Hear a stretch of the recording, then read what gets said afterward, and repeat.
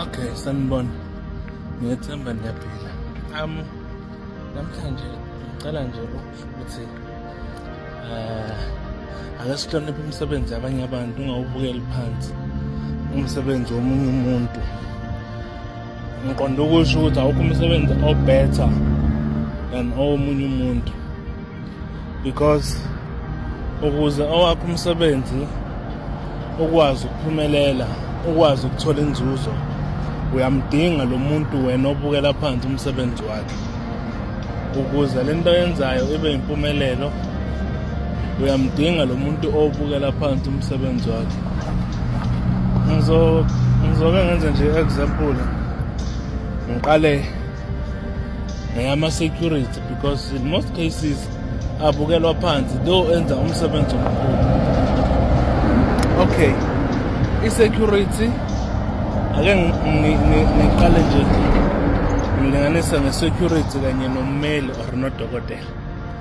Ekhaya ukuze ube protected wena uyalidinga i-security, though udokotela imali oyiholayo ingaphezu kwe-security, noma ngathiwa kusengilo leli liholelwa uwena, but umholo owutholayo wena ungaphezulu kwe-security. But libalulekile nalo, because ukuze ulale nje ukhululekile ekhaya kumele ube ne-security. Ngalesi khathi ulele, you know very well ukuthi nothing can harm you. Akekho umuntu ozofika azoku-attack-a even if ezoba khona, but you are protected because of i-security. Ngize kulo omunye futhi umsebenzi wokuba u-cashier. Okay, ngizobuya ngize kuwona. Ngize kulo wokuba abo-taxi driver, because people, they also don't respect umsebenzi wabo-taxi driver. They also don't respect abo-taxi driver. If u-driver i-taxi, they take as if umuntu nje ongekho successful empilweni, umuntu oshawe umhlaba. Kanti it's not like that. Omunye kungenzeka umbone ewu-taxi driver kanti unama-qualifications angaphezulu kwalawo nawo wena njengoba umdelela nje, just that umsebenzi akawutholi. Omunye angaba u-taxi driver because owner.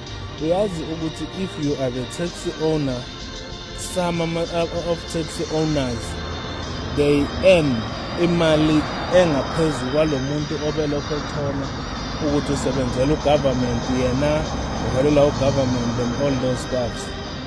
Again, kubalulekile ukuba u-taxi driver or abalulekile ama-taxi ngenxa yokuthi angeke wakwazi ukufika la ufuna ukuya khona without i-taxi, especially if ungakabi nayo imoto.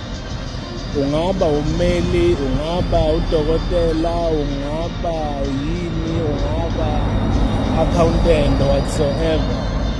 But if you don't have your car, you use a taxi. Even if you do have a car, imoto zakho nje zonke zi-expensive wena ushaya ngemoto eyidurayo. But then kuzofika usuku la ezizolimala khona zonke, zigule zonke lezi imoto, uzomdinga u-taxi driver.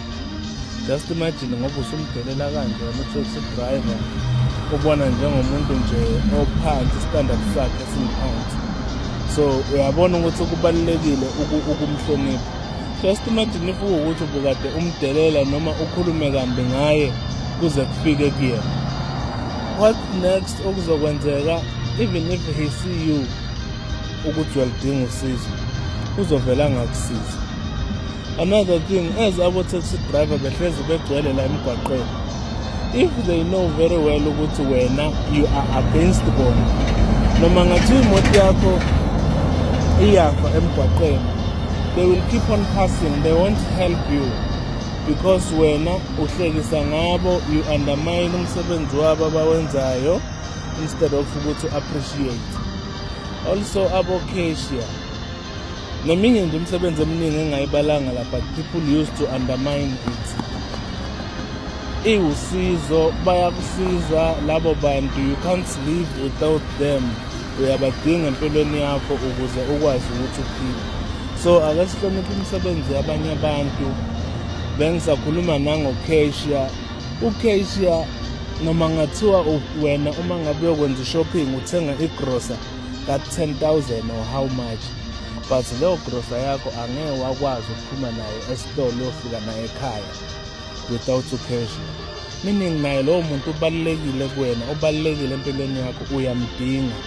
Actually all in all thina abantu sonke siyadingana, onke ama-department, yonke imisebenzi, onke ama-categories ethu empilo siyadingana. Even umuntu ongasebenzi uyamdinga, because if udokotela and then abantu bomphakathi laba bangasebenzi, if sebegula bengezi kuwena, uzongasayithola imali.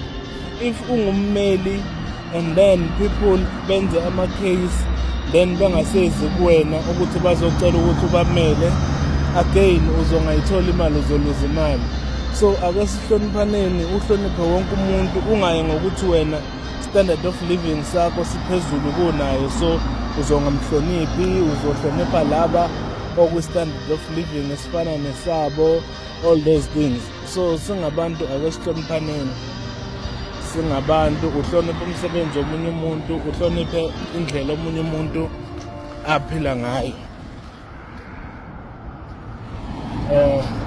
Ngiyabonga, nibe nosuku oluhle. Don't forget to subscribe.